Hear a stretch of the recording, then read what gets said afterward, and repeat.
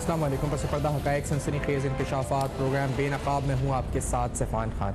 नाज़रीन, खैर पख्तूनख्वा में होने वाली माली बेज़ाब्तिगियों, करप्शन और वहाँ पर जो गवर्नेंस के हवाले से किस्से हैं इस प्रोग्राम में आप सुन चुके हैं। आपको बताया किस तरह वहाँ पर सरकारी नौकरियों की खरीदो फरोख्त, इसके हवाले से मुख्तलिफ ऐसे और टॉप स्कैंडल्स जिनको बहुत जल्दी मंतक के अंजाम पर पहुँचना था लेकिन वो ताहाल पहुँच नहीं सके। वो कहाँ फाइलें गुम हो गई नैब के एंटी करप्शन और इसके अलावा वहाँ पर जो सूबाई एहतसाब के हवाले से ब्यूरो बना था वो किधर गायब हो गई। आपके सामने तफसीलात सारे स्टोरीज की रखी हैं। आज आपके सामने आपको बताते हैं कि खैर पख्तूनख्वा के सीएम सेक्रेटेरिएट के अंदर हालात आखिरकार हैं क्या। मेरे सामने कुछ ऑडिट पैराज मौजूद है, एडवांस पैराज हैं, ये ऑडिट रिपोर्ट है और इस ऑडिट रिपोर्ट में पैरा 30, 33, 34, 36 पढ़े आप तो आप होश रुपए इंकशाफात इस ऑडिट पैराज में लिखे हुए हैं। यानी आप अगर पढ़े तो आपको अंदाजा हो कि साफ चली शफाफ चली, ये नारे ये दावे इनकी असल हकीकत होती क्या, किस तरह से डिस्क्रिशनरी यानी ऑपरेटिंग एक्सपेंडिचर्स जो होते हैं उनका इस्तेमाल सीएम के डिस्क्रिशनरी फंड्स के तौर पर हुआ, किस तरह खाने पीने की मद के अंदर इरेगुलर एक्सपेंडिचर्स हुए, 16 लाख रुपए वहां पर हो गए एक्सपेंडिचर्स। उसके अलावा करोड़ रुपए की यानी 3 करोड़ 81 लाख रुपए की जो एजाजिया देना था वजीर आला साहब को सीएम सेक्रेटेरिएट के। अब आप इसमें देखें तो आपको हैरान हो जाएंगे आप, क्योंकि ये गोश्त मुलाजमीन के किस्से कहानियां पीटीआई वाले और यहां पर थे सूबे सिंध में ऐसे महकमों में हमने देखा और हमने स्टोरीज उठाई हैं, लेकिन इस पर बड़ा चर्चा बड़ी सियासत भरपूर तरीके से खेला जाता था। आपको ये बताते हैं कि इन गोश्त मुलाजमीन का इंकशाफ खैर पख्तूनख्वा के सीएम सेक्रेटेरिएट में हुआ है। यानी ये एजाजिया जिनको दिया गया उसमें आपको मुख्तलिफ नौयत के लोग मिलेंगे। एक ऐसी नौयत है जिनका ना कि सीएम की एचआर लिस्ट में मौजूद है, ना उनका नाम जो है इस पर पेई लिस्ट में मौजूद है, लेकिन वो जो है उनको या तो पेई लिस्ट में नहीं है तो वो सैंक्शन लिस्ट में है, सैंक्शन लिस्ट में नहीं है तो वो इस वक्त आपको उनको पे किया जा चुका है या वो इस वक्त एचआर में है ही नहीं मौजूद। कुछ ऐसे हैं जो कि सीएम के एम्प्लॉइज ही नहीं है, उनको पे किया जा चुका है। कुछ ऐसे हैं जो एम्प्लॉइज हैं लेकिन उनको एक्नॉलेज या उनको उनकी तरफ से एक्नॉलेजमेंट नहीं आई है कि उनको पे किया गया। तो इस पूरे बंदर बाट के अंदर करोड़ रुपए का मामला जो इस वक्त है सामने आ चुका है। इस ऑडिट पैराज के अंदर मजीद इंकशाफात फाटा के हवाले से भी हुए हैं, कुछ ऐसे इलाकों के हवाले से जहां पर फंड्स रखे गए थे वहां के इलाके की इस वक्त बहाली के लिए, उस इलाके के लोगों के लिए, वहां की उन लोगों की बहाली के लिए, लेकिन वहां पर भी उन फंड्स के साथ बंदर बाट की गई। उन फंड्स में मुबैना तौर पर हेर फेर है, मिसअप्रोप्रिएशन है और ऑडिट ने तकरीबन तमाम पैराज में कहा है कि we have to fix a responsibility, हमें रिस्पॉन्सिबिलिटी फिक्स करने की जरूरत है, मजीद इंक्वायरी इस सिलसिले में करने की जरूरत है। अब ये भी हम जरूर सवाल उठाते हैं क्योंकि यहाँ पर इतना सा अगर पेन भी कोई चोरी हो जाए तो यहाँ पीटीआई पूरा जलसा कर देती है कि जी ये जो है करप्शन हुई है, इसकी इंक्वायरी होनी चाहिए। ये सीएम सेक्रेटेरिएट में आज किससे करोड़ों रुपए करप्शन के हैं। हम उम्मीद करते हैं कि ऑडिट ने अगर लिखा है कि इसकी इंक्वायरी होनी चाहिए और रिस्पॉन्सिबिलिटी फिक्स होनी चाहिए तो पीटीआई हुकूमत क्या इन अफराद को जिन्होंने ये खुर्द-बुर्द किए मुबैना तौर पर उनको मंतक के अंजाम तक पहुंचाएगी नहीं पहुंचाएगी, ये सवाल भी उठाएंगे।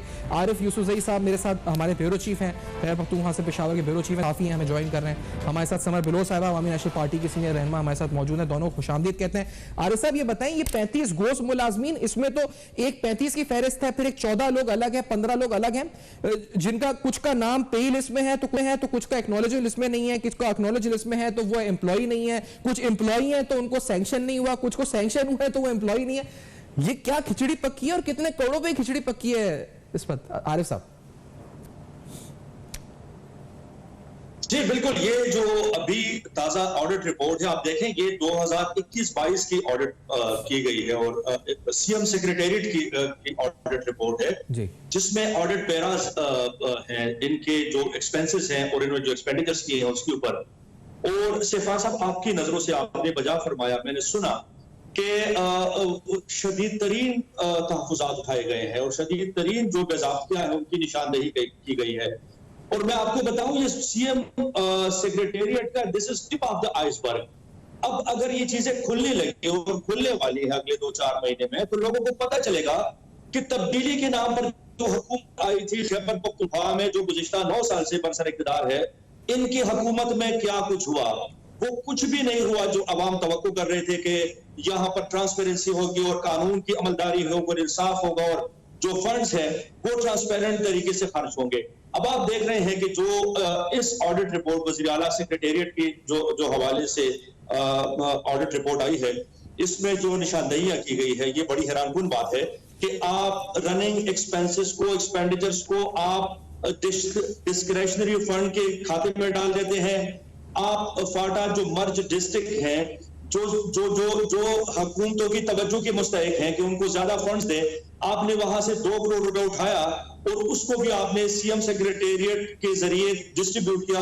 अब उन लोगों का पता नहीं कि वो लोग कौन है जिनको ये 2-2.5 करोड़ रुपया जो कि मर्ज डिस्ट्रिक्ट का था जिनको दिया गया।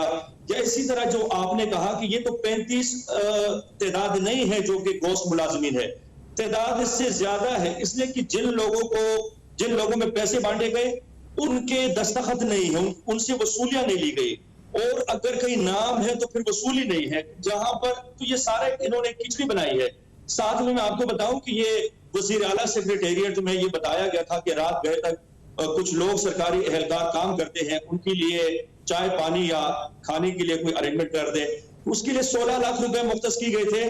किसी एक बंदे का नहीं पता कि वजीर आला हाउस में रात गए, किसने काम किया, किस नौयत का काम किया, कि सरकारी काम कर रहे थे, और पैसे लगे तो कहां पर लगे। इसी तरह मैं आपको बताऊं जो एजाजिया देना था इन्होंने, वो सारे पैसे भी आगे पीछे हो गए हैं। तो अहम जो ये वजीर आला सेक्रेटेरिएट की जो कहानी स्टोरी निकली है, जहां पर ये ऑडिट पैराज हैं, मैं आपको बताऊं ऑडिट पैराज हुकूमतें बहरहाल अपने तय क्लियर कर लेती हैं, इनसे अपनी जान छुड़वा लेती हैं, लेकिन आइडेंटिफिकेशन हो गई है, वर्क काम की नौयत की आइडेंटिफिकेशन हो गई है, और पीटीआई की नीयत की आइडेंटिफिकेशन हो गई है कि ये लोग काम को ठीक तरीके से करने, ट्रांसपेरेंट तरीके से करने की बजाय ये जो रवायती तरीका था उससे भी कई गुजरे तरीके से इन लोगों ने काम किया है। तो अगर ये सारी बातें हैं तो फिर वो ट्रांसपेरेंसी की बातें, इंसाफ की बातें, शफाफियत की बातें, वो सारे के सारे नारे। ट्रांसपेरेंसी का सवाल है जिस तरह ये फाटा के हवाले से, मर्ज डिस्ट्रिक्ट के हवाले से हुआ है कि इस रिपोर्ट में लिखा है कि उनको पैसे दिए गए 92 लाख रुपए was paid to different tribesmen for security issues. मकसद इन फंड्स का कुछ और था, कहा गया इसका मकसद ये था कि एजुकेशन रिफॉर्म्स हो, स्कॉलरशिप्स हो, प्रोविजन ऑफ कंप्यूटर लैपटॉप्स हो, यानी उनके लिए, आवाम के लिए पैसे थे। अच्छा, इसको जो खर्च किया गया तो उन्होंने पूछा इसकी कोई तफसीलात है, तो उन्होंने कहा जी no details of the pay like CNIC and acknowledgement were found on record. यानी इधर तो जिनको पैसे बांट दिए गए, ना उनका CNIC था, ना उनका कोई साइन लिया, फिर उसके बाद audit suspected the amount drawn and suspend was misappropriated, no evidence of the payment of funds were available on the record. तो कोई एविडेंस नहीं था कि किसको पैसा दिया, क्या किया, ये कहां पैसा खा लिया, किसने खा लिया। ये तो इन्हें तो बड़ा ट्रांसपेरेंट निजाम बनाना था, बड़ा शफाफ बनाना था, बड़े इंटरनल कंट्रोल स्ट्रॉन्ग रखने थे, डॉक्यूमेंट दस्तावेजी सब कुछ रखना था इन्होंने। ये तो 9 साल में, आप सही कह रहे हैं, बड़ा बुरा असर हुआ होगा। ये तो अब सामने आया मामला। सिफा साहब देखें, मैंने आपको पहले कहा this is tip of the iceberg, आगे ये कहानियां और बड़ी सारी निकल गई है, और ये इनके जो पैटर्न है उसकी निशानदेही कर रहा है। ये वज़ीर आला सेक्रेटेरिएट से जो कहानी निकली है, ये पीटीआई की माइंडसेट की, उसके पैटर्न की, उसकी गवर्नेंस की निशानदेही कर रही है कि अगर इन्होंने यहाँ पर ये 17 करोड़ की बात है, टोटल ये 25 करोड़ की रकम है। ये 25 करोड़ की रकम अगर इस तरह आगे पीछे हुई है एक सेक्रेटेरिएट के अंदर, एक कहानी, एक स्टोरी के अंदर, तो अब आपको जब मजीद स्टोरियां मिलेंगी तो उसमें कितने करोड़ों अरबों रुपए इसी तरह आगे पीछे होंगे। अगर कोई BRD पे जाए, कोई मलम जबा पे जाए, कोई यहाँ पर जो खैबर पख्तूनख्वा में बिलियन ट्री सुनामी का प्रोजेक्ट था, missing facilities in the schools, ये सारे तमाम केसेस हैं। पीटीआई के फ्लैगशिप मंसूबों के अंदर करप्शन की कहानियां हैं। तो ये तो अब करप्शन की इनकी कहानियां सामने आने लगी है। और वज़ीर आला सेक्रेटेरिएट के अंदर, अगर वज़ीर आला के अपने सेक्रेटेरिएट में ये हालत है, ये इनकी कारकर्दगी है, तो फिर वज़ीर आला के सेक्रेटेरिएट से, उनके ऑफिस की हुदूद से बाहर निकलकर पूरे सूबे में उनकी गवर्नेंस किस तरह होगी, इन लोगों की परफॉर्मेंस क्या होगी, अब ये तो बिल्कुल सामने आ चुका है। और वज़ीर आला सेक्रेटेरिएट की इस कहानी ने, और ये मैं आपको बताऊं कि जो इन लोगों ने पैसे बांटे हैं, अफसोसनाक बात यह है कि कहीं कोई इन्होंने कोई ना कोई किसी दस्तखत लिया, ना कोई वॉचर संभाल के रखा, किसने कौन से पैसे लगाए। ट्राइबल के पैसे जो कि वहां पर स्कूलों के अंदर या दीगर सहूलियात के लिए मुहैया होने थे, वो यहाँ पर सिक्योरिटी के नाम पर बांटे गए कि लोग अपने लिए खुद कुछ ऐसे लोग कि जिनको बांटे गए उनके नाम नहीं है, लेकिन वो अपनी सिक्योरिटी का इंतजाम करें। तो ये तमाम वो चीजें हैं कि ये बड़ी अलार्मिंग सिचुएशन है। मैं समझ साहब आपको भी शामिल करना चाहूंगा गुफ्तगू में। वो कहते हैं माले मुफ्त दिले बेरहम। इधर तो इन्होंने जो है इस पर सारा माल, जिस तरह ये कहानियां सामने आ रही हैं सीएम सेक्रेटेरिएट की, ये तो अफसोसनाक है, बड़ी शदीद अफसोसनाक है। ऑपोजिशन क्या करेगी समर साहबा इस पर? यहाँ पर मैंने जिस तरह कहा कि एक पेपर करप्शन का मिलता था, इमरान खान साहब पूरा जलसा कर देते थे, और जलसे के बाद मीडिया भी उसको उतना उछालता था, फिर सोशल मीडिया पे भी ट्रेंड बनते थे, फिर वो आदमी गद्दार हो जाता था। मुझे तो डर लग रहा है ये जो नेम ऑफ इंस्पेक्शन ऑफिसर है, कहीं ये इस नाम उसका लिखा है इस रिपोर्ट में, कहीं इसी को कई गद्दार वगैरह बना के अमरीकी साजिश को खतवत ना लहराने के ये साजिश हुई है और ये गद्दार है और कुछ इसी का काम ना तमाम हो जाए। समर साहबा प्लीज। हाँ, बिस्मिल्लाहिर्रहमानिर्रहीम।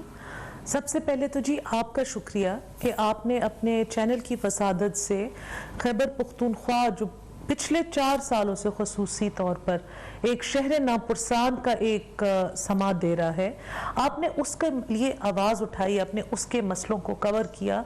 हमारे ये जो पिछले 4 साल थे जिसमें से 3.5 साल इमरान खान साहब की टेन्योर था, इतनी अफरा तफरी का एक टाइम था, मुल्क इतना एक से बाद एक क्राइसिस से गुजर रहा था कि खैबर पख्तूनख्वा में इनको एक मुकम्मल क्लीन मैदान मिल गया था। ना इनकी जो करप्शन थी, डे फर्स्ट से इन्होंने करप्शन का एक बाजार गर्म किया है। ये तो आपने एक स्कैंडल अनर्थ किया है, इनकी कितनी दफ़ा ऑडिट रिपोर्ट्स आई हैं, आरिफ भाई इस चीज़ के गवाह हैं। इनके हेल्थ डिपार्टमेंट में बार बार बेज़ाब्तियाँ डिस्कवर की गई हैं। कोविड फंड्स में जो कोविड फंड्स भीख मांग के हमने बाहर के ममालिक से लिए थे, उन कोविड फंड्स में बेज़ाब्तियाँ हुई हैं। इनफैक्ट पिछले हफ्ते ही आई थिंक कोविड फंड्स में जो बेज़ाब्तियाँ हुई हैं वो केस तो इस्लामाबाद नैब ने तलब कर लिया है और इनसे उनकी सारी डिटेल्स मांग ली हैं। अगर आप कोई महकमा देखें, इनका जो फ्लैगशिप प्रोजेक्ट है बिलियन ट्री सुनामी का जो प्रोजेक्ट है, उस प्रोजेक्ट में अरबों रुपए का ज़या हुआ है और अरबों रुपए की करप्शन हुई है। ग्राउंड पे अगर इन्होंने एक जगह पे 1000 दरख्त लिखे हैं, उनकी वसूली की है, उनकी पेमेंट की है, तो ग्राउंड पे 300 या 400 से ज़्यादा दरख्त नहीं है। फिर जो इन्होंने पौधे कह के लगाए हैं, महंगे पौधे पर्चे पे लिखे हुए हैं, ऑन ग्राउंड आप जाके देखें तो यूकलिप्टस और कैक्टस और इस तरह के जो इन दी एंड वाटर टेबल को डिप्लीट करने वाले पौधे हैं, उनको लगाया है। मतलब भाई अगर आप WSSP का महकमा देख लें, पेशावर से लेके मर्दान से लेके, जो इनका अगेन एक फ्लैगशिप प्रोजेक्ट था, इन्होंने कहा हमने सैनिटेशन सर्विसेज बनाई हैं, अरबों रुपए का बजट लेके उनके पास अपने सैनिटेशन वर्कर्स को देने के लिए तनख्वाहें नहीं है, लेकिन जिस महीने में उनके पास तनख्वाहों के पैसे नहीं हैं, उस महीने में उनके जो बोर्ड ऑफ डायरेक्टर्स हैं उनके लिए स्पेशल सैलरीज ग्रांट कर दी जाती हैं। उनके CEO और जो उनके डिप्टी CEO और ये लोग हैं वो अपने लिए महंगी महंगी इंपोर्टेड गाड़ियां खरीद लेते हैं। तो मतलब यहाँ पे कोई पूछ-गूछ करने वाला नहीं है। और माली बुरान का जिक्र, मैं एक चीज आपसे और पूछना चाहूंगा, क्योंकि अभी हमने ये देखा था रिसेंटली कि यहाँ पर हमने स्टोरीज भी की थी कि तनख्वाह देने के पैसे नहीं है, बल्कि एम्प्लॉइज ने एहतजाज भी किया था, हेल्थ वर्कर्स एहतजाज कर रहे थे। तो एक तरफ तो ये कह रहे हैं कि इनके पास फाइनेंशियली पैसे नहीं है और उसकी वजह वफाकी हुकूमत है कि पैसे नहीं दे रही, और दूसरी तरफ यहाँ पर ये करोड़ों रुपए जो हैं वो बांट रहे हैं घोस्ट एम्प्लॉइज में जो एग्जिस्ट नहीं करते, इनकी लिस्ट में मौजूद नहीं है। तो ये कैसा माली बहरान है जिसमें अपने लोगों को या घोस्ट मुलाजमीन जो है ही नहीं लिस्ट में उनको तो नवाजा जा रहा है, और जो तनख्वाह लेने वाले एम्प्लॉइज काम कर रहे हैं वो सड़कों पर एहतजाज कर रहे हैं। ये माजरा क्या है समर साहब? देखिए जी, जिस दिन आप CM डिस्क्रेशनरी फंड का कंप्लीट खाता खोलेंगे तो वो खाते के ताने बाने स्वाद से जाके CM साहब के भाई के साथ मिलेंगे, जो कि आले ऐलान वो पैसे कैश में CM साहब के हलके में डिस्ट्रीब्यूट करते हैं। आप बिल्कुल दुरुस्त कहते हैं, पिछले 2 महीनों में अगर आप देखें हमारे जो टीचर्स हैं उनके ऊपर लाठी चार्ज हुई है, उनके ऊपर FIR कटी हैं, हमारी नर्सेस के ऊपर FIR कटी हैं, जो हमारे सैनिटेशन मुलाजमीन हैं उनको तो बेशतर को जॉब से निकाल दिया गया, इनको ब्लैकमेल किया जा रहा है। इनके लिए इनके पास पैसे नहीं है। लेकिन जब बल्दियाती इलेक्शन का सेकंड फेज आया था तो वहां पे पे दर पे डेवलपमेंटल वर्क करने के लिए बड़े बड़े करोड़ों रुपए के डेवलपमेंटल प्रोजेक्ट्स अनाउंस करने के लिए इनके पास पैसे थे। ये जो बल्दियाती इलेक्शन फेज 1 एंड फेज 2 का रिजल्ट बदला है, अगर इसका किसी ने खाता खोल दिया और देखा कि CM साहब और उनके मिनिस्टर्स ने कितना पैसा फेंका है बल्दियाती इलेक्शन फेज 2 के इलाकों में, उन 3 महीनों में नॉन स्टॉप वहां पे डिस्क्रिशनरी फंड वाला मामला जैसा हमारे अपने हल्के पेशावर से ये जो मामला है, बता दूं मैं एक सवाल बस आपसे पूछ रहा हूं, तो इस पर आप नैब क्यों नहीं अप्रोच करती है? अवामी नेशनल पार्टी के नैब को लिखे डिस्क्रिशनरी फंड का, जिसमें आप कह रही हैं कि इसका अगर खोला जाए इसका पूरा खाता तो इसके ताने बाने आगे और लोगों तक मिलेंगे, शायद और आगे भी जाएं, तो व्हाई नॉट अप्रोचिंग नैब? आप लोग क्यों नहीं अप्रोच कर रहे हैं नैब को? खैबर पख्तूनख्वा में तो जी कोई, ये भी आरिफ भाई को पता है, ये भी एक बहुत बड़ा स्कैंडल था इनके ऊपर, इन्होंने भी स्टोरीज की है, हम फ्लोर ऑफ द हाउस पे भी बोले हैं। अरबों रुपए का ज़िया करके खैबर पख्तूनख्वा का जो नैब का महकमा उसको बंद कर दिया गया है। जब महमूद खान साहब की हुकूमत आई कि जी इसके लिए करने के लिए कोई काम नहीं है। एक महकमा बनाया गया, डेवलप किया गया, वहां पे एक्स अमाउंट ऑफ मनी लगाया गया और फिर अपनी करप्शन छुपाने के लिए इन्होंने उस महकमे को बंद कर दिया। जो इनका बीआरटी का प्रोजेक्ट है, जो मैं दावे से कहती हूँ इस सूबे का करप्ट तरीन प्रोजेक्ट है, उसमें इतनी बेज़ाब्तियां हैं, अगर वो जॉब्स देने में हो, अगर वो हायरिंग में हो। पेशावर बेस्ड प्रोजेक्ट है, सारे उसमें सदन केपी के लोग बैठे हुए हैं। हमारे शहर के लोगों को, पेशावर के लोगों को उसमें कोई जॉब अपॉर्चुनिटीज नहीं मिली। उसमें पर स्क्वायर फुट कितना पैसा जाया किया गया है, उसके ऊपर ये सुप्रीम कोर्ट से स्टे ले आए। और जब तक खान साहब इस्लामाबाद में थे तो नैब तो इनकी कठपुतली बना हुआ था। और अब कभी जी घड़ियों का केस निकल रहा है, कभी तोशाखाने का निकल रहा है, कभी गाड़ियों का निकल रहा है। अभी तो आई बिलीव कि गोल्ड एंड डायमंड प्लेटेड क्लैशनकोव्स का भी केस निकलेगा। आहिस्ता आहिस्ता ये सारी बातें रूनुमा होंगी, लेकिन नैब के साथ साथ बहुत जरूरी है कि अवाम को भी एजुकेट किया जाए। अवाम को जिस तरीके से रिवायती पॉलिटिकल पार्टीज के खिलाफ पॉइजन किया गया था, एक प्रोपेगेंडा बनाया गया था, हम सबको चोर डाकू कहा गया था। आप बताएं भाई, पिछले 9 साल से इनकी हुकूमत है। बशीर मेमन साहब की बातें याद करें, जो एक्स डीजी FIA थे, कि इन्होंने लिटरली कंगी लेके एक एक हमारी एसेट, एक एक हमारी चीज देखी है। हम तो फिर भी बैठे हुए हमारे बड़ों के ऊपर, हम लोगों के ऊपर ये कोई केसेस नहीं बना सकते। लेकिन आरिफ भाई, आपने बड़ी एक खूबसूरत बात आपने की भी, एक से पहले आपने की थी कि ये ऑडिट पैराज होते हैं, इनको तो गवर्नमेंट सेटल कर देती है कोई ना कोई बात लिख के। तो ये जो ऑडिट पैराज लिखे गए 30, 33, 34, 36, जिसमें ये निशानदेही हुई है करोड़ रुपए बेज़ाब्तगी की, तो आरिफ यूसुफज़ई साहब आपका तजुर्बा क्या कहता है? इधर भी ये लिख के पैराग्राफ खत्म कर देंगे, सेटल कर देंगे, ये नहीं ये था, यूं नहीं ये था, ये था वो था और ये डॉक्यूमेंट था, इट विल बी सेटल्ड। ये आपको लगता है कि ये it will be taken by NAB और अदर एनी अदर एजेंसी? क्या लगता है आपको आरिफ यूसुफ साहब? सिफान साहब देखिए, एक चीज तो रिकॉर्ड पे आ गई है, जो शॉर्ट कमिंग्स थी, जो कि मिस एप्रोप्रिएशन है, जहां पर बदनवानी है या बेज़ाब्ती है, उसकी निशानदही तो हो गई है, पूरी तरीके से हो गई है। और ऑडिट रिपोर्ट्स का आपको पता है कि हर महकमे का जो प्रिंसिपल अकाउंट ऑफिसर होता है, वो ऑडिट पैरास ये लोग क्लियर कर लेते हैं। कुंतों के लिए ये सेक्रेटरीज लेवल पर ये हम देखते हैं कि ऑडिट पैरास लग जाते हैं, लेकिन ये क्लियर कर जाते हैं। जहां तक अब ये है कि इसके ऊपर आगे क्या होगा, यकीनी तौर पर होगा। देखिए, इसमें बड़ी संगीन किस्म की निशानदेही की गई है। मतलब पैसे बांटे गए हैं, लेकिन जिसको पैसे दिए गए हैं उनका कोई अता पता नहीं है, किसी बंदे का कोई शिनाख्ती कार्ड नहीं है, किसी वसूल कुनिंदा से कोई दस्तखत नहीं लिया गया, तो जाहिर बात है। और फिर मर्ज डिस्ट्रिक्ट के पैसे लाके आपने यहाँ पर लगा दिए, आपने रनिंग बजट के पैसे लाके डिस्क्रिशनरी फंड का हिस्सा बना दिया। तो ये तमाम चीजें अब निशानदेही तो हो गई है, अब ये रुकने वाली नहीं है। मैं आपको बताऊं कि पाकिस्तान तहरीक इंसाफ के लिए वैसे भी जो आने वाले शब रोज है, क्योंकि 3-4 महीने हैं, इसमें अब हम देख रहे हैं कि कुछ केसेस खुलने वाली है। नैब भी हरकत में आ गई है और कुछ दीगर इदारे भी जो हैं, वो जो लाइक जो एंटी करप्शन के दीगर इदारे हैं, वो लोग भी हरकत में आ गए हैं और इन लोगों के केसेस बन रहे हैं। पख्तूनख्वा में मैं आपको बताऊं, बड़े बड़े करप्शन के केसेस हैं। यहाँ पर सबसे बड़ा करप्शन केस, जिस तरह समर बीबी कह रही थी, ये जो बीआरटी का मंसूबा था, इसमें बहुत बड़े पैमाने पर किकबैक्स की इतलात है। इसमें 7 से 11 अरब रुपए तक उसमें फॉरेन डील्स की बातें हुई हैं। तो ये काम है। मैं आपको बताऊं कि इस बीआरटी में जो कम से कम करप्शन है, वो बड़े बड़े लोगों की लैंड क्रूजर में टायर डलवाए गए थे, तो टायरों से लेकर अरबों रुपए तक की बात है। इसी तरह अगर आप इनकी बिलियन की सुनामी पे आ जाए तो वो एक अलग कहानी है। परवेज खटक की हुकूमत में एक मंसूबा था edible items for the poor people, गरीब लोगों के लिए, जो कि खाने पीने के अशिया को सब्सिडाइज करके इनका एक प्रोग्राम था। वो पूरा का पूरा करप्शन ज़दा था। और इसी तरह मलम जगह की जो इन्होंने जंगलात की जमीन इन्होंने टूरिस्टिक पर्पसेस के लिए अलॉट करके, वो एक अलग करप्शन स्कैंडल है। इमरान खान की हेलीकॉप्टर, इस तरह जो अब हम वज़ीर आला महमूद खान इस वक्त जो इनका प्रायोरिटी प्रोजेक्ट है वो करना चाहते हैं, फेज 2 स्वात एक्सप्रेसवे फेज 2, जो कि मेंगोरा से ऑनवर्ड मतलब फतेहपुर तक जाएगा।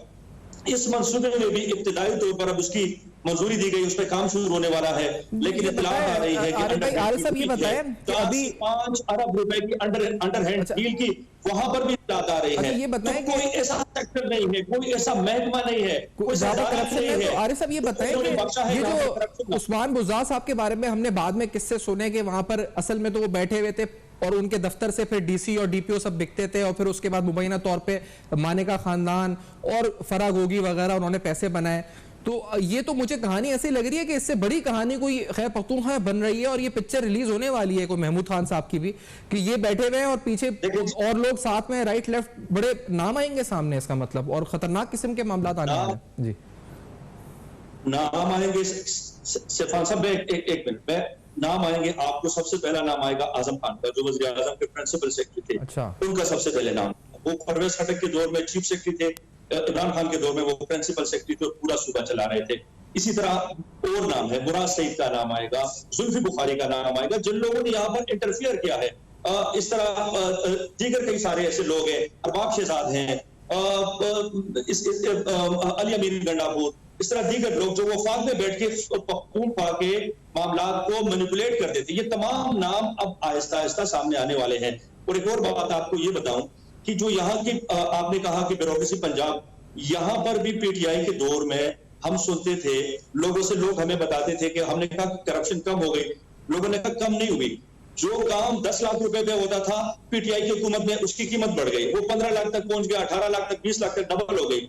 तो कहने का मकसद ये है कि लोगों के लिए जो काम निकालने थे थ्रू इलीगल मीन्स, वो वैसे ही लोग निकाल रहे थे। हाँ, उसकी जो वसूलियात थी या उसकी जो कीमत थी वो पीटीआई के दौर में बढ़ गई और लाखों में उसमें इजाफा हुआ। इसमें पोस्टिंग ट्रांसफर किया ये साफ चली शफाफ चली पाकिस्तान तहरीक इंसाफ की गवर्नमेंट है खैर पख्तूनख्वा में, उसकी आपको सनसनीखेज बयान कर रहे हैं। हम क्या बयान कर रहे हैं, आप ऑडिट रिपोर्ट भी बता रहे हैं, उस पर आप तज्जिया तबसरा भी सुन रहे हैं, फैक्ट्स रिपोर्ट कर रहे हैं कि किस तरीके से वहां पर बंदर बाट हुई सीएम सेक्रेटेरिएट में, गोस्ट एम्प्लॉइज, इधर का फंड इधर, उधर का फंड इधर, इधर से पैसे गबन, इधर से पैसे गबन, सारी सूरत हाल। और इस ब्रेक के बाद आएंगे तो आपको एक और अहम तरीन और सनसनीखेज स्टोरी बताएंगे खैर पख्तूनख्वा से मुतल्लिक। हमारे साथ रहिए।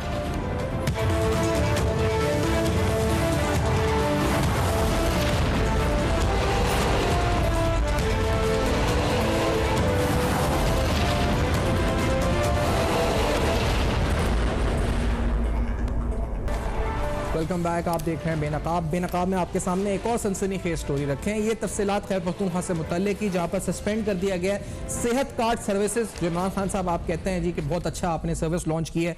खैर पख्तूनख्वा के अस्पतालों के तकरीबन 58 अस्पतालों से उस सर्विस को खत्म कर दिया गया। फिलहाल इस सर्विस को जो 6 माह के लिए मुअत्तल फिलहाल किया गया, जिन अस्पतालों में उसकी आपको दिखाते हैं स्टेट लाइफ इंश्योरेंस का एक खत है जिसमें वो कहता है कि दिस इज विद रेफरेंस, जो द मेन पर्पस वो बयान करता है इस खत में, वो कहता है the main purpose of the reassessment of impaneled hospitals was to evaluate the availability of basic facilities and services in the hospital. It was also clearly stated that any hospital not qualifying appropriately to the basic criteria or fail to achieve the qualifying score will be suspended and removed from the list of panel hospitals. Following a detailed assessment of your hospital, we regretfully like to inform you that your hospital failed the basic assessment criteria and also didn't achieve the qualifying score on the detailed assessment criteria. तो ये जी तकरीबन 48 अस्पताल हैं जिनको इस फहरिस्त में जिनको पैनल से हटा दिया गया। इस अस्पतालों में आप देखेंगे एबटाबाद से अलाइड स्पेशलिस्ट हॉस्पिटल है, बन्नू का अल-फलाह सर्जिकल सेंटर है, बडग्राम का अल-बदर सर्जिकल सेंटर है, बडग्राम के तकरीबन 4 या 5 अस्पताल हैं, चारसदा के तकरीबन 4 अस्पताल हैं, डीआई खान हंगू, इसमें पेशावर के तकरीबन 3 अस्पताल मौजूद हैं जिसमें ज़िया मेडिकल कॉम्प्लेक्स, मंजूर हॉस्पिटल शामिल है, सोविनियर जनरल हॉस्पिटल शामिल है, इसमें स्वाबी के कुछ अस्पताल हैं, मर्दान के हैं, नौशेरा के हैं। तो ये अस्पतालों की फहरिस्त है जिनसे सेहत कार्ड सर्विसेज सस्पेंड कर दी गई हैं। क्यों की गई है? कि जो बेसिक असेसमेंट क्राइटेरिया उनका होता है इंश्योरेंस कंपनी का, वो उससे पूरा नहीं उतरते। तो उन्हें कहा गया जी आपकी सर्विसेज काबिल नहीं है कि हम जो है यहाँ पर आपको इंश्योरेंस दे सकें या सेहत कार्ड दे सकें। अब आरिफ साहब ये सवाल ये कि इनको तो सेहत का म्यार ऐसा बनाना था, और ये तो ताने मारते थे दूसरों पे कि फला जो है वो इलाने फला मुल्क जा रहा है, फला इलाज कराने वहां जा रहा है। तो वो सवाल उठाते थे क्या आपके अपने सूबे में या अपने शहर में ऐसी अस्पताल की फैसिलिटी नहीं है जो आप मुल्क से बाहर जा रहे हैं? और ये ताने दे देकर तो इन्होंने सियासत की है पूरे 22 साल। तो माशाल्लाह यहाँ तो पूरे 48 अस्पताल हैं जो इनका खुद सेहत कार्ड वाले कह रहे हैं कि इनके म्यार पे पूरा नहीं उतरते। ये तो बड़ी अंधोनाक और अफसोसनाक तफसीलात हैं। आरिफ साहब दिस इज जस्ट अनदर इनकी जो गवर्नेंस की जो नाकामी है जी। अब आप मुझे बताएं, सेहत कार्ड इन्होंने लॉन्च किया, नो डाउट सेहत कार्ड से लोगों को फैसिलिटीज मिल रही है, लोग जा रहे हैं हॉस्पिटल से, लेकिन आप लोगों ने जो कि दहाइयों पुराना यहाँ पर सेहत का निजाम था, बल्कि पूरी पाकिस्तान में जो निजाम था सरकारी अस्पतालों का, वो इन्होंने इसके बीच में से वॉश आउट कर ली है। अब इन्होंने ना सिर्फ ये सेहत कार्ड के साथ साथ इन्होंने MTIs ये लोग लेके आए हैं और साथ में RHADH रीजनल हेल्थ अथॉरिटी और डिस्ट्रिक्ट हेल्थ अथॉरिटी, इन्होंने डिस्ट्रिक्ट तक जो कि MTIs के पैटर्न पर उन्होंने अस्पतालों को प्राइवेटाइज किया। अब आप सरकारी अस्पताल में भी जाएं तो आपको वहां पर जो सिस्टम है वो प्राइवेट, लाइक ये हम देखते हैं कि यहाँ पर गवर्नर थे इफ्तिखार हुसैन शाह, रिटायर्ड आर्मी से उनका ताल्लुक था, उन्होंने अपने वक्त में एक प्रैक्टिस शुरू की थी, institutional based practice. Institutional based practice का उस वक्त उन वक्तों में डॉक्टर्स ने और लॉ जो जितनी मेडिकल फ्रेटर्निटी थी उन्होंने उनके खिलाफ एहतजाज किया था, वो नाकाम हुआ था मंसूबा।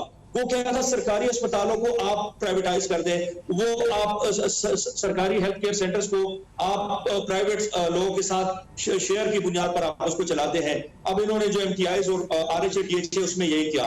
अब जहां तक इस हेल्थ कार्ड का ताल्लुक है, लोगों को फैसिलिटीज मिल रही है, लेकिन जिस दिन हेल्थ कार्ड की करप्शन की कहानी सामने आ गई, मैं आपको बताऊं हेल्थ कार्ड की कहानी भी लोग बड़ी सारी कहानियां भूल जाएंगे। ये तकरीबन कोई 23 बिलियन सालाना इनका मंसूबा है, जिसमें से इन्होंने पख्तूनख्वा के लोग इनिशियली फेज वाइज इन्होंने अब तमाम लोग का इन्होंने इंश्योरेंस किया हुआ है, और उसमें ये इंश्योरेंस कंपनी जो स्टेट लाइफ उनको पैसे देते हैं उनको अदायगियां होती हैं। मैं आपको बताऊं कि ये तो 48 अस्पताल इन्होंने डी लिस्ट की है। अब सवाल ये पैदा होता है कि इन 48 अस्पतालों को जब इनलिस्ट किया जा रहा था, इम्पैनल किया जा रहा था, आया उस वक्त क्राइटेरिया चेक की गई थी, ये तमाम अस्पताल क्राइटेरिया पर पूरे उतर रहे थे, उस वक्त क्यों नहीं सोचा गया? और इतने अरसे इन लोगों फैसिलिटी दी गई इन अस्पतालों को, अब 48 अस्पतालों से उन्होंने वो फैसिलिटी विड्रॉ कर ली है, और अगले 6 महीने तक वहां पर हेल्थ सहूलत हेल्थ कार्ड के तहत दस्तयाब नहीं होगी। लोगों के पास अल्टरनेट क्या होगा? हुकूमत के पास मैं आपको मुझे शुबा ये है, ये 48 अस्पताल आप अगर हम खोजेंगे, इसकी खोज लगाएंगे ना, तो पता चलेगा कि ये किसी ना किसी के नाम पर, किसी के भाई के हैं, किसी के भांजे, किसी के भतीजे, और ये खानदान में बटे हुए होंगे, इधर राइट लेफ्ट होंगे सारे अस्पताल के मालिकान जो होंगे जिनको इन्वेस्ट किया। मैं आपको बताऊं कि जब ये लोग अस्पताल हेल्थ कार्ड आ गया और ये लोग अपने साथ हॉस्पिटल्स इम्पैनल कर रहे थे, तो बड़े सारे हॉस्पिटल्स के लोग, मैं इसका चश्मदीद गवाह हूं, लोगों ने अप्रोच किया था, लोग 50 लाख 1 करोड़ 2 करोड़ रुपए हुकूमत को या मुतालिका महकमे को रिश्वत देकर वो खुद को इम्पैनल करना चाह रहे थे। अब लोगों ने इसके एवज अदायगियां की है। अब आप 48 अस्पतालों से हेल्थ कार्ड की सहूलत खत्म कर रहे हैं, तो आपने वहां के अवाम का क्या सोचा है? और दूसरी ये कि हेल्थ कार्ड के हवाले से, जहां एक तरफ देखें इमरान खान लोगों की सियासत, ये ट्रिकी सियासत करते हैं, हेल्थ कार्ड से आम आदमी को सहूलत भी मिल रही है, नो डाउट लोग जाते हैं हॉस्पिटल्स में, लोगों को सहूलत भी मिल रही है। हेल्थ कार्ड की आड़ में क्या कुछ हो रहा है? अभी ये इत्तलात आ रही है कि ऐसी ऑपरेशंस जो कि नहीं हुए, हेल्थ कार्ड में साबित बताए गए हैं, फर्जी तौर पर बताए गए हैं कि इस तरह की ऑपरेशंस हुए हैं, ये हुआ है, ये फलाना ऑपरेशन हुआ, तो ये तमाम तफसीलात अब आहिस्ता आहिस्ता लीक हो रही है, आ रही है। तो जब हेल्थ कार्ड का पूरी इंफॉर्मेशन सामने आएगी, पता चलेगा कि इसके अंदर कितनी बड़ी करप्शन हुई थी, और हेल्थ कार्ड आवाम की सेहत आम्मा की आड़ में भी लोगों ने डाके डाले। और तो मैं आपको बताऊं कि जी आपका भी 48 अस्पतालों की नहीं है, ये बात भी आगे जाएगी। अच्छा। और दूसरी बात, हुकूमत के पास वैसे भी पैसे देने के लिए पैसे नहीं है। स्टेट लाइफ इंश्योरेंस के जिम्मेदारान से हमारी बात होती है, वो कहते हैं कि हमारे जो पैसे हुकूमत के जिम्मे होते हैं, ये हमें पीरियोडिकल क्वार्टरली ये हमें पेमेंट करते हैं, और इनकी पेमेंट्स डिले होती हैं। तब वो कहते हैं हम अस्पतालों में मरीजों की इलाज नहीं कर सकते। बड़े अस्पतालों में बड़े डॉक्टर, बड़े सर्जन हेल्थ कार्ड के ऊपर इलाज नहीं करते, ऑपरेशन नहीं करते। इसको इंक्वायरी तो ये तो इंक्वायरी तलब है आरिफ साहब, और मैं समर साहब आपका पॉइंट ऑफ व्यू पे जानना चाहूंगा, क्योंकि ये इंक्वायरी तलब है कि ये इनलिस्ट कैसे हुए, फिर ये जब इनलिस्ट हो गए थे तो इस दौरान इनके साथ कितना बिजनेस हुआ, और ये जो बिजनेस हुआ ये किस तरह हुआ, क्या ये बिजनेस हुआ भी था या हुआ नहीं? क्या पता ऐसे भी ऑपरेशन जिस तरह बता रहे हैं ना आरिफ साहब कि उस अस्पताल में वो मशीन ही ना हो और कहा गया हो कि वो सर्जरी यहाँ हुई है और उसके एवज चार्ज भी लगा दिया गया हो, और शायद इसी वजह से, क्योंकि स्टेट लाइफ तो एक अलग कॉर्पोरेशन है, उन्हें शायद अपने सर्विसेज सस्पेंड करनी पड़ी हो। लेकिन समझ साहब ये भी अपने अंदर एक स्कैंडल है, सेहत की सूरत हाल मखदूश है और ये स्कैम और सामने आ गए। कितनी अफसोसनाक सूरत हाल है आपकी नजर में समझ साहब? देखिए आरिफ भाई की मैं बात से एग्री करती हूँ कि जिस दिन सेहत कार्ड की असलियत सामने आएगी तो उस दिन पख्तूनख्वा के बाकी सारे स्कैंडल्स जो हैं वो एक साइड पर हो जाएंगे। मैं आपको वसूख से कह सकती हूँ कि मैं हर सुबह जब उठती हूँ, अपना फ़ोन खोलती हूँ, तो मुझे 15 से लेके 50 मैसेजेस डॉक्टर्स के आए होते हैं, मुख्तलिफ हस्पतालों से, मुख्तलिफ डिस्ट्रिक्ट से, कि जो तबाही की निच पे हमारा सूबा जा रहा है, जो ये MTI ने हमारे सरकारी हस्पतालों को तो तबाह करके रख दिया है, जिस किस्म की करप्शन हो रही है सेहत के महकमे में, अनप्रेसिडेंटेड। ये जो सेहत कार्ड के नाम पे एक बहुत बड़ा एक पब्लिसिटी स्टंट इमरान खान साहब तो खुद एक अस्पताल चलाते हैं, शौकत खानम अस्पताल, वो कहते हैं दुनिया का बेस्ट अस्पताल है, अस्पताल चलाना जी। और ये अपने सूबे के अस्पतालों का कह रही है ये हाल है कि आपको रोज सुबह मैसेज आए होते हैं लंबे चौड़े के, ये सूरत हाल हो चुकी है वहां पर। आपको मैं रिक्वेस्ट करूंगी कि आप अगली दफा मुझे और आरिफ भाई को बुलाएं, तो आप पख्तूनख्वा के जो यंग डॉक्टर्स एसोसिएशन है उनको बुलाएं, या जो पैरामेडिक्स एसोसिएशन है, जो नर्सेज एसोसिएशन, उनमें से किसी को साथ अपने साथ पैनल मिले, वो आपको पूरे पर्चे लिख के दिखाएंगे। जिस सोफे पे मैं बैठी हुई हूँ, इस सोफे पे एक कुछ माह पहले एक डॉक्टर थे, बहुत रिस्पेक्टेबल, वो आंसुओं के साथ रोए थे, उन्होंने अपनी झोली उठाई थी सफेद सर के साथ और मुझे मिन्नत की थी कि जी आप उनको जानती हैं मिनिस्टर साहब को, उनको रिक्वेस्ट करें कि मेरी ट्रांसफर के लिए मुझसे डिपार्टमेंट 18 लाख रुपए मांग रहा है। एग्जैक्ट अमाउंट भी मैं आपको कोट करके बता रही हूँ। और उनकी वो बेबसी और उनके वो आंसू देख के मुझे सारी रात नींद नहीं आई। मैं आपको हल्फन ये बात कह सकती हूँ, हर पोस्टिंग और ट्रांसफर का अपना रेट है। ये जो पब्लिक प्राइवेट पार्टनरशिप हो रही है, इसमें अगर आप देखेंगे तो वो जो सो कॉल्ड प्राइवेट पार्टनरशिप है, उसमें 50 to 70% कैबिनेट मेंबर्स या उनके रिश्तेदार निकलेंगे जब इस चीज से भांडा फूटेगा। इनफैक्ट पेशावर में तो 5-6 अस्पतालों में हमें ओपनली पता है कि जी कैबिनेट मेंबर्स या उनके रिश्तेदारों ने ये ली हुई हैं। ये एक बहुत बड़ी गेम है और क्योंकि मीडिया उनके कंट्रोल में था, सोशल मीडिया उनके कंट्रोल में था। एक और स्कैंडल खैबर पख्तूनख्वा का ये है कि 1360 सोशल मीडिया इन्फ्लुएंसर्स को यूएसए बेस्ड प्रोजेक्ट पे हुकूमत ने हायर किया हुआ है।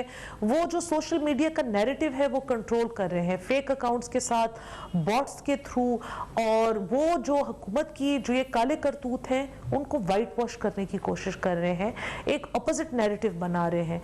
लेकिन रियलिटी में अब आप आके देखें, जो पेशावर की हद तक जो मैं आपको बता सकती हूँ, बड़े अस्पताल हैं, अगर किसी को स्टेंट डलना है या हार्ट की तकलीफ है तो वो इस दिसंबर के बजाय उनको अगले नवंबर दिसंबर का टाइम दे रहे हैं। 10 से 12 महीने का वेटिंग टाइम है सेहत कार्ड के ऊपर, लाइफ सेविंग सर्जरीज के ऊपर। उसमें फिर हमें सिफारिशें करनी पड़ती हैं, उसमें हमें सियासी असर रसूख लगाना पड़ता है, तो फिर हम उनका टाइम जल्दी ले सकते हैं। ये सारा एक करप्शन का एक चेन बनाई हुई है इन्होंने। हर स्टेप के ऊपर पैसे लो और पैसे दो, हर स्टेप के ऊपर अपना हमारे हाथ में कुछ रखो तो आगे आपका काम होगा। और इसके ऊपर एक बहुत लार्ज स्केल इंक्वायरी की ज़रूरत है और मैं तो कहूँगी कि नेशनल असेंबली भी इसके ऊपर अपनी नज़र दौड़ाए। और वही बात है, जो इस्लामाबाद में जो नैब का ओहदा है वो आके खैबर पख्तूनख्वा के हेल्थ डिपार्टमेंट का एक ऑडिट करे। सही। और ये तो मेरे ख्याल से मामला जो है बिलियंस रुपीस का है, बिलियंस ऑफ रुपीस है, क्योंकि पेमेंट्स जो जाती हैं जो पीरियोडिक इनको इंश्योरेंस कंपनी को, billions of dollars, billions of rupees नहीं, एग्जैक्टली बिलियंस ऑफ डॉलर्स का स्कैम है। क्योंकि ये जो सूरत हाल है ये इंतहाई अफसोसनाक है नाज़रीन, इस पर हम उम्मीद इंक्वायरी करेगा। आफ्टर दिस ब्रेक आते हैं कुछ और अहम स्टोरीज। खैबर पख्तूनख्वा बन चुका है करप्शन का गढ़, मुबैना तौर पे करप्शन के तमाम रिकॉर्ड टूट रहे हैं। इस ब्रेक के बाद मजीद बात करेंगे, वहां की सियासत पर भी हमारे साथ होगी।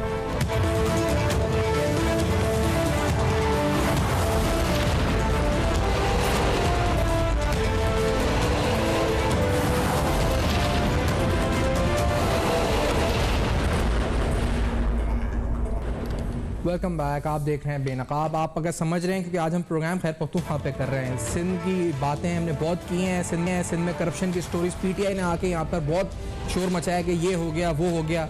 ये जो गोश्त मुलाजमीन लफ्ज़ हैं ये इस्तिलाही इस पर सिंध के लिए इस्तेमाल हो रही थी, लेकिन आज आपको बता रहे हैं कि खैर पख्तूनख्वा में तो 9 साल से ये मामला चल रहा है और ये सिलसिला अपने जोरों शोरों से जारी है।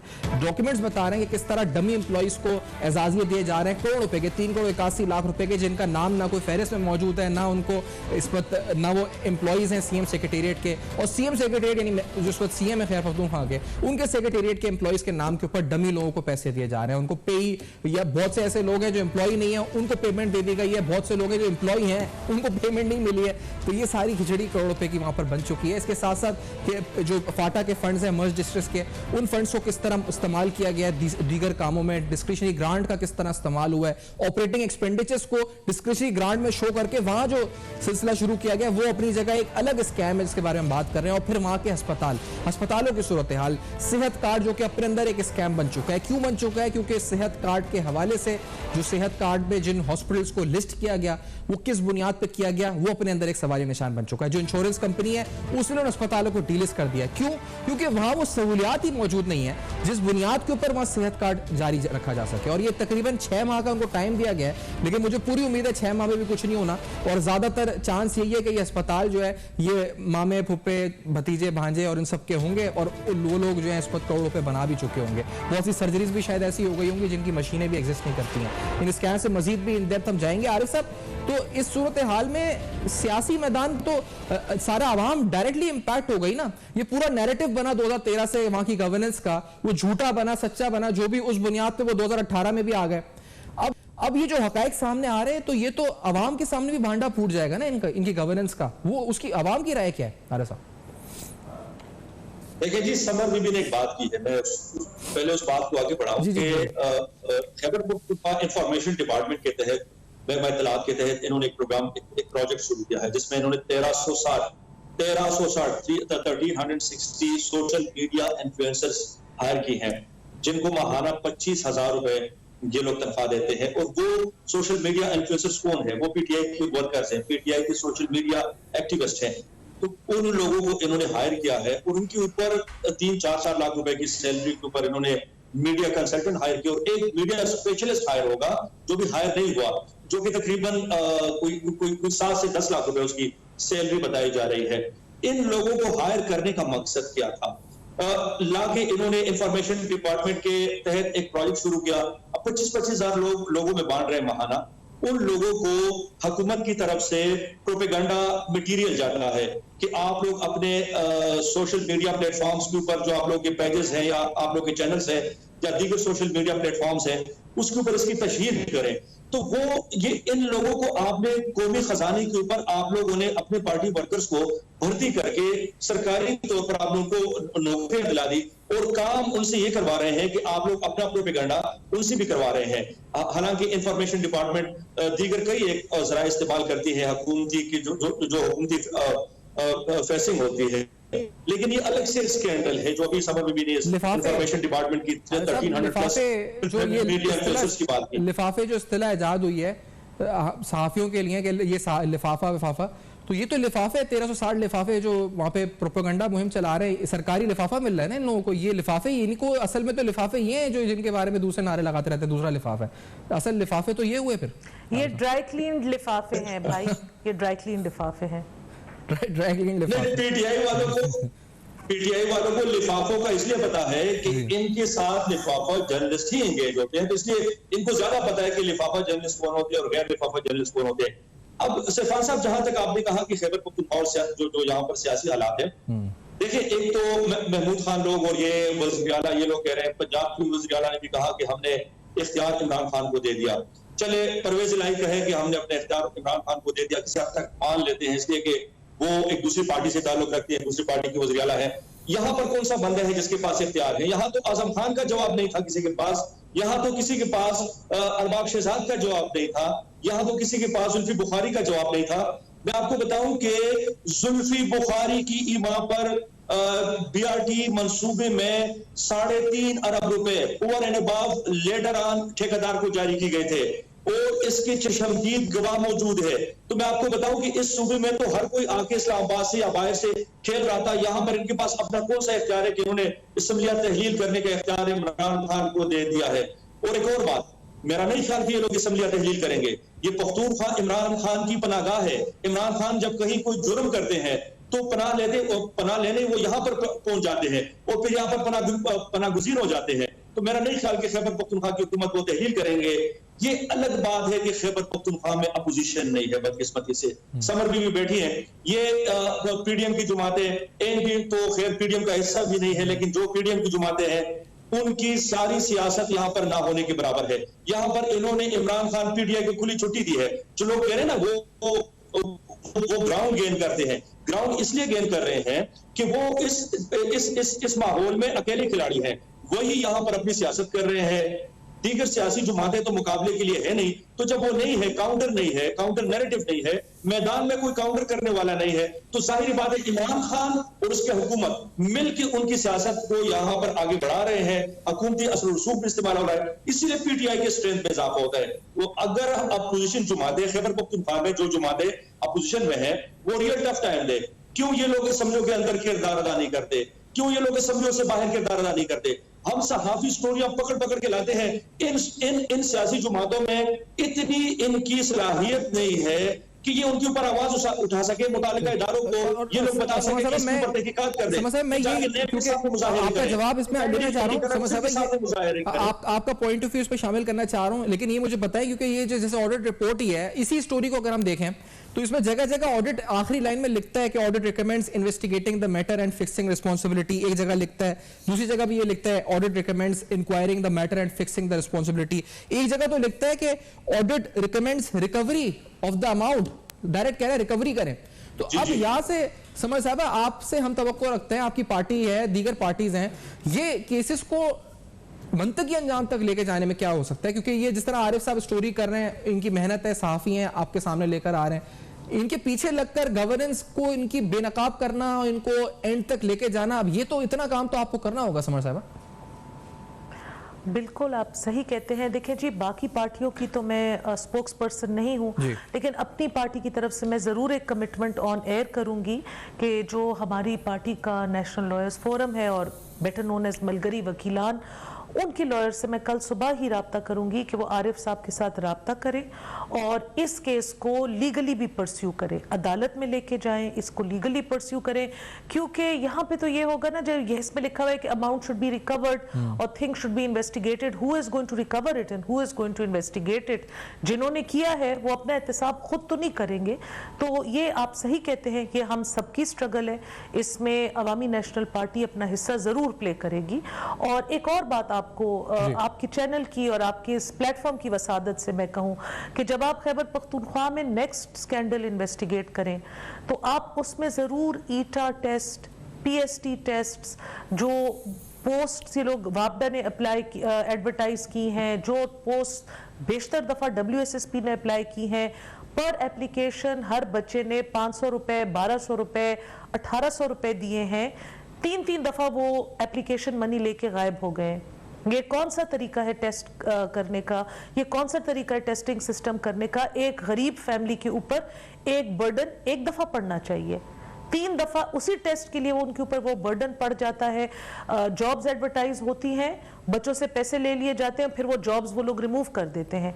WSSP में ये बात हुई है, नादरा में ये बात हुई है और अब पेस्को में ये बात हुई है। ये आप जरा कभी खोले, इन्वेस्टिगेट करें तो देखें कि ये अरबों रुपए किसकी जेब में गए हैं और किसकी ईमा के ऊपर हमारे जो स्टूडेंट्स हैं, हमारी जो यूथ है, उनसे दोनों हाथों से चोरी हुई है और इतने खुले मैदान में।